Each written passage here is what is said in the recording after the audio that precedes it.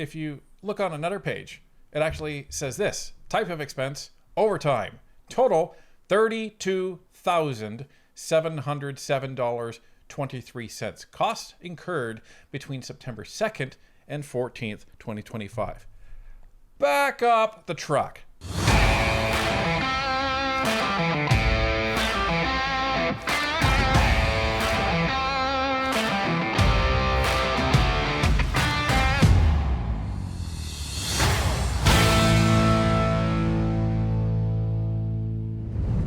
So do you remember when the Canadian press fact-checked us for reporting that Carney's housing backdrop was a staged construction site? Well, parliamentary documents now show the Privy Council office spent tens of thousands of dollars building temporary townhouses for the announcement and removed them days later. Let's take a look. So, ladies and gentlemen, this is the Canadian press article that kind of started all of this. Well, I guess what started all of this was our video, which is referenced here. So we're not going to read the whole article, but this is a fact check series that they do. So they're saying the claim: when the Prime Minister announced the launch of a federal agency that aims to boost housing construction, he did so against the backdrop of several under construction modular homes. So what they're trying to say is our video that Mark Carney caught creating fake construction site for a housing announcement reads the title of our YouTube video, and they quote us saying that was supposed to look like a new housing development going in, and that it was going to be finished. People were going to be moving into it after they were finished, but then it was all torn down, end quote, the video claimed. Similar claims about the fake construction site, homes, or workers appeared on Facebook, TikTok, and the X platform. So they try to make us seem like we're perpetuating misinformation and disinformation. That's their favorite words to use about us. And it actually wasn't even, they didn't even quote us properly in that article, which I believe we initially sent them an email on saying we actually didn't say what you're telling us that we said. So right, they accused us of saying that they were fake homes. I mean, they were not fake homes, they were modular homes, but the construction site was fake. They were not building a subdivision on that lot. 100%. So one of the Conservative MPs ended up filing an order paper, and the Toronto Sun picked it up. So this was an article that dropped earlier today. PM Mark Carney's housing photo op faked, Privy Council office admits. Gee, that sounds similar to what we said in our video. You mean it's not misinformation? Oh my goodness. Carney faced accusations of constructing Potemkin Village to promote new federal housing agency. Ottawa. It was all for show.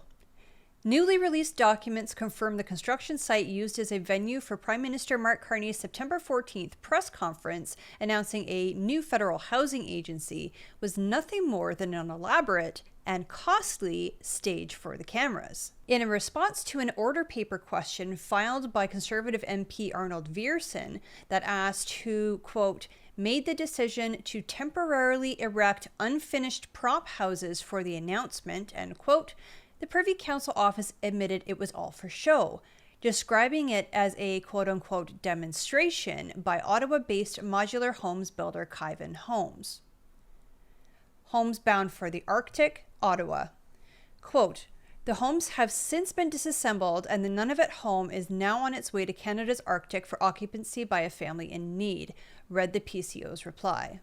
Now, in our video, we showed Mark Carney, we showed his announcement, and we also showed some footage from Barbara Ball, who actually visited the site only a couple days later, and everything was gone. And this sparked the question, what the heck is going on? And if you go back and look at the site, it certainly looks like it was all a stage, because they had, what looked like should belong on a clipper ship. It was a Canadian flag that was, flying proudly above the quote-unquote stage. Mark Carney there, and you have all these construction workers looking like they were busy. And in the middle of in the press conference, he said, Mark Carney, he said, we held back the workers from finishing the homes because we wanted you to see what they looked like from the side when they were unfinished, implying that this was going to be a housing development. And it wasn't. And we called it out in Canadian press. which are supposed to be independent, and they're supposed to not be taking the sides of any one party. Even at the beginning of that fact check article, they're like, well, this is a housing organization designed to boost housing. Well, okay. Thanks for the talking points. But the other question that we asked in our video was, how much did this all cost? Right, and we had no idea, and we speculated depending on what happened, and Kai Van Holmes had said, we didn't charge anything, but that's not exactly true that there was no cost. So we obtained a copy of the actual order paper itself, and here's all the questions and the answers. So here's the order paper itself. Now, this was submitted by Mr. Viersen back on October 7th, and the Liberals waited until November 24th to actually give the answer. So let's go through the questions. This is the first question that was actually submitted by Arnold, and he's asking, who made the decision to temporarily erect unfinished prop houses for the announcement? Decisions made around the location used for the announcement were made in accordance with all relevant rules and regulations. Thanks for that. Yeah, it doesn't really tell us who, but if you look at the top here, it says reply by the Prime Minister of Canada. So we'll just assume it was Mark Carney. Thank you very much. Were the houses used during the announcement built up to code and suitable for inhabitants? And if so, when was the inspection done and who conducted the inspection? The fully complete Nunavut home was delivered and installed in accordance with Canadian Standards Association certification requirements. No building inspections are required for Canadian Standards Association certification certified units. The stacked townhome units were not completed to a level in which occupancy permit requirements apply. Now, maybe that's not a good thing that the Prime Minister was taking a tour through homes that were actually not even up to completion and code yet. Were any safety inspections done on the houses prior to the announcement? And if so, what was inspected and who conducted the inspection? Now, this just is a really long thing that tries to say everything was safe, no problem, and Kaiven's health and safety teams were involved in the construction of them. So they want everyone to believe that no problem, everything was safe. D, why were the houses torn down following the announcement rather than completed and inhabited? The homes used in the announcement were not torn down. These teams prototype all such homes prior to mass production.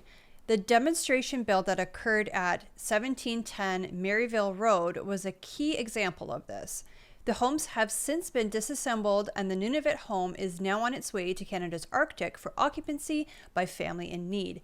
Similarly, the stacked townhomes are being assembled for a project in eastern Ottawa. So, in the words of the Romulans on Deep Space Nine, it's a fake!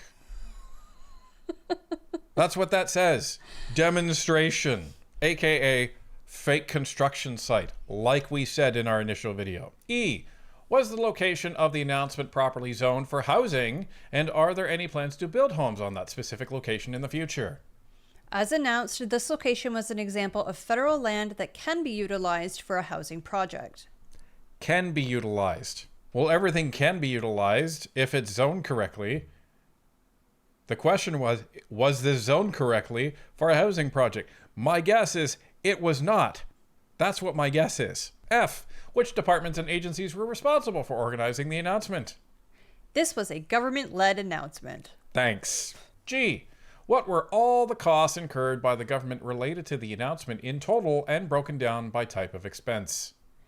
The Privy Council Office has reviewed the departmental financial management system and has not identified costs incurred related to the housing announcement in Nepean on September 14th, 2025. Now, this is interesting because if you look on another page, it actually says this: type of expense, overtime, total $32,707.23. Costs incurred between September 2nd and 14th, 2025.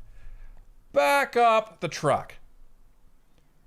So, if Kai Van Holmes is telling us they didn't incur any costs to the government, okay, and they're the ones that are building the homes, who the hell is working overtime for the government to incur $32,000 that occurred between more than a couple of days? Let's take a look at that again. 12 days, folks. 12 days. $32,000 in overtime. What do you need to do for a housing announcement when you're not even involved in building the houses? Inquiring minds want to know, Mr. Carney. So, $32,000. I can think of a lot of things better suited for $32,000 than a stupid fake housing announcement that we call out and then one of your media agencies tries to fact check us on and they're completely wrong. I can think of a lot better things to do with $32,000. Well, and again, this comes from the taxpayers. 100%. So why are the taxpayers paying overtime fees in the amount of over $32,000 so that the Prime Minister can have a press conference?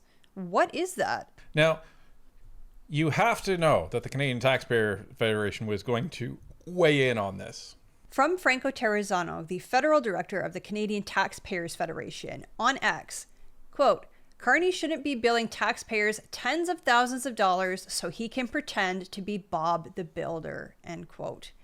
Prime Minister Mark Carney's housing photo op faked, Privy Council office admits. So, can you please explain to us, Canadian press, where we were wrong? Because we said it was a fake construction site, check. We said that those homes were not going to be built and inhabited, check. We said this probably cost taxpayer dollars to actually do, check. Can you please tell us what we actually got wrong? No, it's because these houses were considered prototypes and they said that they were being inhabited even though they weren't being inhabited there. Well, we still want answers to these questions. So we decided to fact check the fact checker.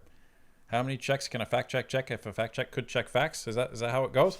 Anyway, here's the email we sent to Canadian Press. So we're not going to read all the way through it, but we're basically saying, listen, you tried to fact check us and discredit us by essentially calling us fake news in your article. So we actually would like an apology and we would like some published corrections to that article now that we see that everything that we were saying was happening was actually happening. Well, and the problem with Canadian Press is that it's a wire service. So this article went everywhere. So they were dragging our good name through the mud when they were the ones who were wrong. So let's see if the journalistic integrity that we keep having shoved down our throats is actually going to take hold here, or if they're just going to ignore us again.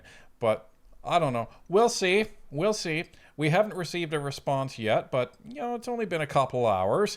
So we'll be waiting by the screen with bated breath to see what Canadian Press actually says back to us. But we go back to our original video.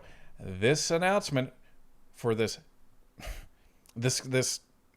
new agency that doesn't even seem to be properly budgeted and properly put together was top to bottom completely fabricated, including everything that was going on behind it. So it wasn't a real construction site. It was a fake construction site, and the homes, who the heck knows where they are now, but it cost you over $32,000.